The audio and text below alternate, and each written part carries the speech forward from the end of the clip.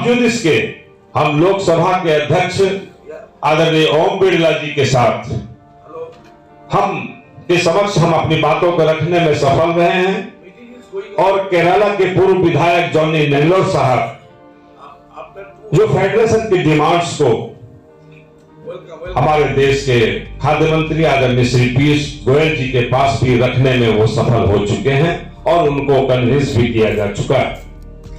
तो हम एक साथ कई लेवल पर हम ऐसे नहीं है कि हम सिर्फ भीड़ इकट्ठा कर अपनी वाहवाही कराने के लिए हम दिल्ली आए हैं। दिल्ली हर पखवाड़े आना हो जाता है, हर साप्ताहिक आना होता है और आप लोग जो ऑल इंडिया ग्रुप से जुड़े हुए आप जान रहे हैं कि दिल्ली की दौड़ पिछले कई महीनों से लगातार किस तरह से हम लोग दौड़ रहे हैं। देश के 5,38,000 विक्रेताओं के हक और हकूक, उनका मान और सम्मान की हिफाजत और उनके जीवन यापन को सुकून देने के लिए।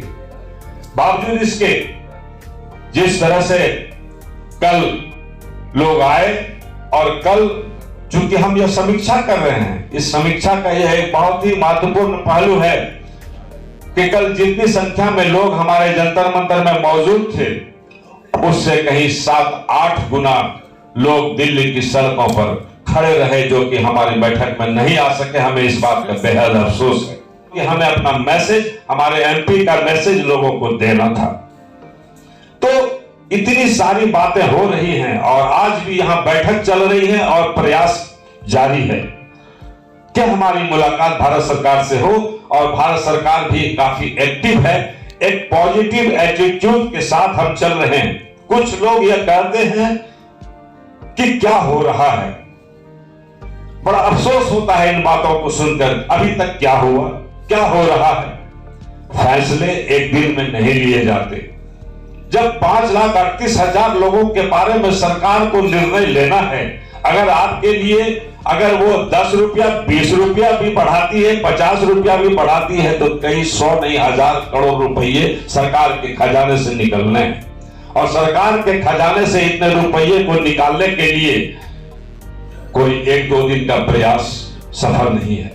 हमें अपना कर्म करते जाना है, हम अपना काम करते जा रहे हैं। निश्चित रूप से सफलता हमको मिलेगी, ऐसा हम बिल्कुल आश्वस्त होकर के कह सकते हैं कि आप एशिया की सबसे बड़ी खाद्य सुरक्षा योजना, जो 81 करोड़ लोगों से जुड़ी हुई योजना है, जिसके संवाहक, जिसको चलाने वाले हमारे मेंबर्स 5,38,000 के लोग हैं, क्या उनको आप सही पारिश्रमिक दे रहे हो, सही पैसे दे रहे हो? कई सदस्य कहते हैं 1 नेशन 1 राशन 1 कमीशन। मैं भी कहता था, लेकिन मैं जब इसके गहराई में गया तो इस बात को मैं सामने में मैंने पाया कि नहीं, ये बात नहीं है। 1 नेशन 1 राशन 1 कमीशन तो सरकार दे रही है 70 रुपये, उसको बढ़ा के 90 रुपये कर दिया। लेकिन राज्य जब अपनी मोनोपोली करती है तो कहीं 2 रुपया, कहीं 2.5 रुपया, कहीं 1.5 रुपया, कहीं 1 रुपया, कहीं 70 पैसा, कहीं 90 पैसा, इस तरह से वो हमें एक बदला मजदूर की तरह हमसे काम ले रही है।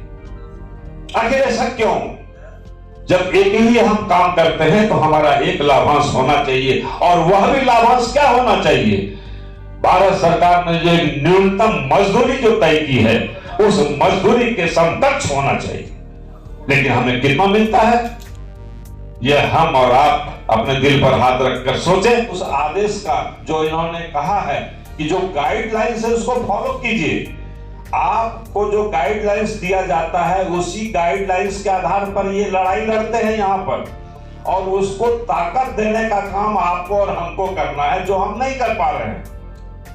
इसलिए इस चीज को भविष्य के लिए, अगर इस रोजगार को बचाना है 2024 के बाद, तो आपको सजग रहना होगा, सतर्क रहना होगा। नहीं तो यह कभी भी किसी और के हाथ में यह व्यवस्था जा सकती है, जिसके बारे में हम ज्यादा नहीं कहेंगे, हमारे महामंत्री ही इस बात को कहेंगे।